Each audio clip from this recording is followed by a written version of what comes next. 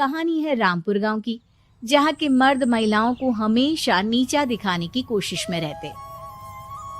अरे अभी तक खाना नहीं आया, क्या मुझे एक और शादी करने की जरूरत है? नहीं जी नहीं, ऐसा मत करना, वरना मैं कहाँ जाऊंगी। खाना लेकर मैं अभी आई जी। गांव की पंचायत में भी फैसले हमेशा औरतों के खिलाफ ही रहते। मैं जो फैसला सुनाता हूँ वो भगवान की आज्ञा होती है। इस लड़के ने अपने मन से शादी करके अच्छा नहीं किया। लड़के को घर भेज दो और इसकी शादी इसकी जाति की किसी लड़के से करवा दो, लेकिन ये लड़की, इसे तो गांव के बाहर निकाल दो। नहीं नहीं जमींदार साहब, ये क्या बोल रहे हैं? ऐसा नहीं हो सकता। मेरी बेटी मासूम है, इसे अच्छे बुरे की समझ नहीं है। अरे कहाँ जाएगी ये बेचारी? कहाँ जाएगी? इतनी चिंता है तो पूरे परिवार का गांव निकाला कर देते हैं। बेचारे पूरे बसे बसाए परिवार को गांव छोड़ना पड़ता है। चाहे जो हो, अगर बेटियों को कंट्रोल नहीं कर सकते तो गांव में रहने का कोई मतलब नहीं है। यहाँ औरतों को दब कर रहना होगा। कोई भी अपने हिसाब से कुछ नहीं कर सकता, सब ईश्वर की मर्जी से ही होगा। तभी गांव का एक आदमी दौड़ा दौड़ा आता है। सरपंच साहब, जमींदार साहब, वो कालिया है ना, उसकी बेटी पढ़ने के लिए शहर जा रही है। अच्छा, ये कब हो गया? और कालिया की हिम्मत कैसे हो गई ऐसा करने की? लेकर आओ उसे और उसकी बेटी को। बस फिर क्या था, हाजिर हो जाते हैं कालिया और उसकी बेटी सरपंच के सामने। अरे कालिया, ये क्या सुनने में आ रहा है? बेटी को इंजीनियर बना रहा है तू? और ये बता, गांव में तो स्कूल नहीं है, फिर कहां से इतनी क्लास पास कर गई तेरी बेटी?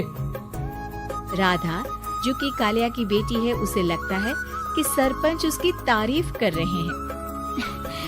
सरपंच जी, मैंने ऑनलाइन पढ़ाई की है, डिस्टेंस लर्निंग से। सभी में मैंने अच्छे नंबर पाए हैं, जिसे देखते हुए शहर की इंजीनियरिंग कॉलेज में मुझे स्कॉलरशिप मिली है। वाह जी वाह, क्या होती है ये? पहले तो ये बताओ, फिर आगे की बात करते हैं। पूरा गांव राधा की बात सुन रहा था और राधा बोलती जा रही थी। तो ऐसे मैं फ्री में एक अच्छी शिक्षा लेकर गांव में जो कुछ परेशानियां हैं, जैसे बिजली, पानी और इंटरनेट जैसी समस्याओं के लिए काम करूंगी। मैं गांव को शहर से जोड़ने के लिए पुल का निर्माण करवाने का प्रस्ताव रखूंगी। मुझे पूरी उम्मीद है कि जल्द ही हमारा गांव भी तरक्की की राह पर चल पड़ेगा। राधा की बात सुनकर सारे गांव वाले ताली बजाने लगते हैं। सरपंच को समझ नहीं आता कि वो क्या करे। चुप रह नादान लड़की, गांव के खिलाफ जाने के लिए तुझे गांव से बेदखल कर दिया जाएगा, वो भी पूरे परिवार के साथ। और हाँ, अगर ठीक से गांव में रहना चाहती है तो ये पढ़ाई लिखाई छोड़ दे। हम तेरे लिए गांव का कोई होनहार लड़का देखेंगे। तभी गांव का एक आदमी बोल पड़ता है। अरे नहीं नहीं सरपंच जी, राधा बिटिया जो बता रही है, अगर वैसा हो जाए तो हम लोगों को पैसा कमाने के लिए बाहर नहीं जाना पड़ेगा। हाँ जी, और ना ही कोसों दूर पानी के लिए भटकना पड़ेगा। हमारे बच्चे भी अच्छी पढ़ाई कर सकेंगे और आगे बढ़ेंगे, ना कि हमारी तरह खेती करते बैठेंगे। क्यों गांव वालों, राधा बिटिया का साथ देना चाहिए ना। सरपंच देखता है कि गांव राधा के साथ है तो वो चुप हो जाता है।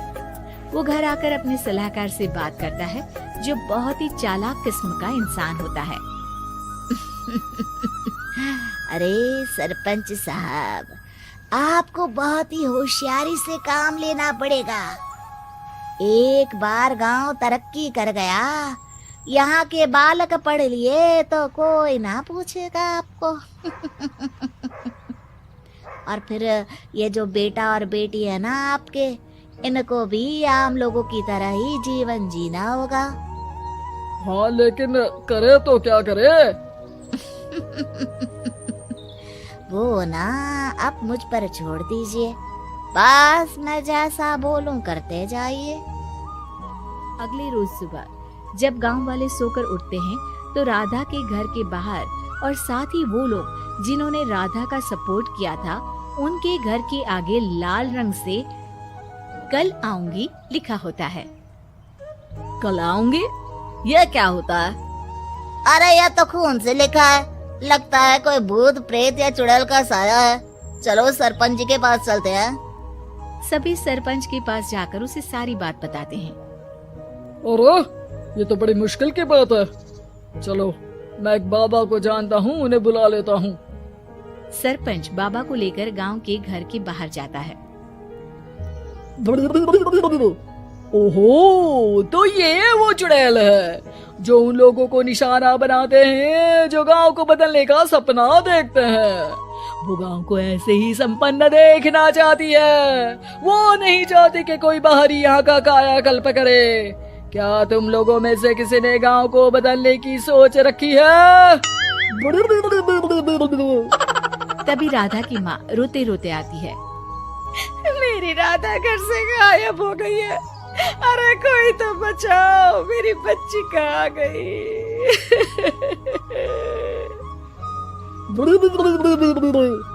ले गई वो चुड़ैल, तेरी बच्ची को ले गई। अब वो उसे श्रापित करके छोड़ेगी, उस पर चुड़ैल का साया हो जाएगा। तभी बुरी सी हालत में राधा भी वहाँ आ जाती है। उसके बाल चुड़ैल की तरह फैले होते हैं और कपड़ों में खून लगा होता है। सभी राधा को देखकर डर जाते हैं। माँ, पता नहीं मुझे कौन उठा कर ले गया था। अरे दूर दूर हो जा चुड़ैल, अब हम लोग इस गांव में नहीं रुकेंगे। अरे कैसे बातें कर रहे हैं आप? कल तो आप मेरे भरोसे गांव का हुलिया बदलने, अपने बच्चों को पढ़ाने और तरक्की उन्नति की बात कर रहे थे, तो आज क्या हो गया आपको? ये फिर तुम लोगों को बहकाएगी। ये चुड़ैल गांव में आ चुकी है, ऐसे ही ये तुम्हारे घर के बच्चों को भी ले जाएगी। गांव वाले राधा को गांव से बाहर निकाल देते हैं। उसके माँ बाप रोते रहते हैं, लेकिन गांव वाले नहीं मानते। मैं भी अपनी बहन के साथ गांव के बाहर रहूंगा, लेकिन वो पढ़ाई नहीं छोड़ेगी। वहीं सरपंच के घर पर सलाहकार कहता है। देखा, सांप भी मर गया और लाठी भी नहीं टूटी। लेकिन अगले ही दिन सरपंच के घर के बाहर भी वही शब्द लिखे होते हैं। और फिर सरपंच की बीवी कहती है, हमारी बेटी को किसी ने अगवा कर लिया है। तभी राधा का भाई वहाँ आ जाता है। अरे गांव वालों, मैंने सरपंच जी की बेटी को देखा था। वो चुड़ैल उसे उठाकर ले जा रही थी। अरे क्या मजाक कर रहे हो? नहीं नहीं सरपंच जी, आप नहीं जानते। वो चुड़ैल अब आपकी बेटी में आ जाएगी, जैसे राधा के अंदर आ गई थी। तभी सरपंच की बेटी वैसी ही हालत में वहाँ आती है जैसे राधा आई थी। पापा, पता नहीं कैसे मैं गायब हो गई थी। चुड़ैल, इसके अंदर भी चुड़ैल का साया है, मारो इसे। अरे नहीं नहीं, इसे भी राधा के पास गांव के बाहर ही भेज दो। अरे चुप रहो, मेरी बेटी कहीं नहीं जाएगी और चुड़ैल बुड़ैल कुछ नहीं होता है। अरे कैसे बात कर रहे हो सरपंच जी? आप तो बोल रहे थे कि आपका फैसला भगवान का ज्ञान होता है, तो अपने पर बात आई तो अब आप ऐसे बोल रहे हैं। अरे ना ना ना, आपको अपनी बेटी को त्यागना ही होगा। अरे बुलाओ बाबा को। राधा का भाई बाबा को ले आता है, जिसे अब गांव वालों के डर के कारण सच बोलना पड़ता है।